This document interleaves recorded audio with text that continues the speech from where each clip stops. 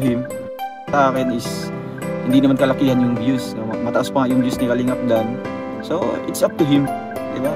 It's up to him. Pero ako po, hangga't maaari, ano na lang po, baga makontento na lang tayo kung saan tayo ngayon, di ba? Makontento na lang tayo kasi ilang months, it's about a year na yata, no? Kasi June po yung, hindi pala, December pala yung na-separate kami. Diba? Diba? Isipin natin ilang months na po na nagiging sole community kami, diba? Naging independent po. Kaya masasabi kong napaka-tahimik na, diba? Wala nang problema, diba?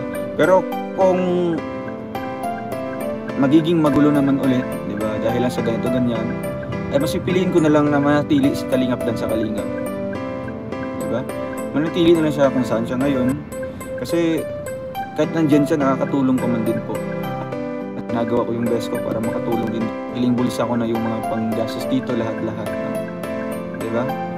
Kasi ayaw ko na matanggal yung pagiging essence of charity, diba? Ayaw ko yung matanggal, no? Kasi yung iba ngayon, no, dami na lang mga comments sa akin, sa ating mga views. Bakit daw ganito, bakit daw mahina, no?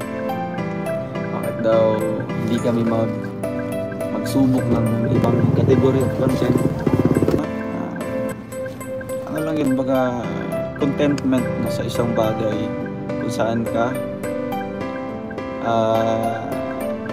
nag-i-enjoy, ano po, kung saan ka fulfilling sa sarili mo, kung saan ka satisfied ka sa mga nagawa mo, diba? Kahit hindi yan kalakihan yung views, hindi yan abrupt na pagka-viral. Kasi mahirap naman din kung ipo-force natin, diba, na ganun. Kung wala talaga, diba? Ang importante dito is nakakatulong, diba? Nakakatulong po. Kung yung iba hinahangad ay mapadali yung viral o pagtatas ng views,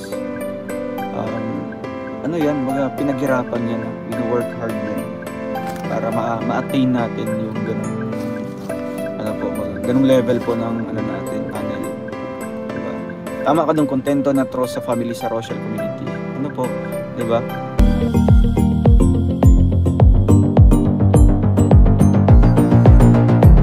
That's all for now. Until next time. Thanks for watching. And don't forget to like, subscribe, and share.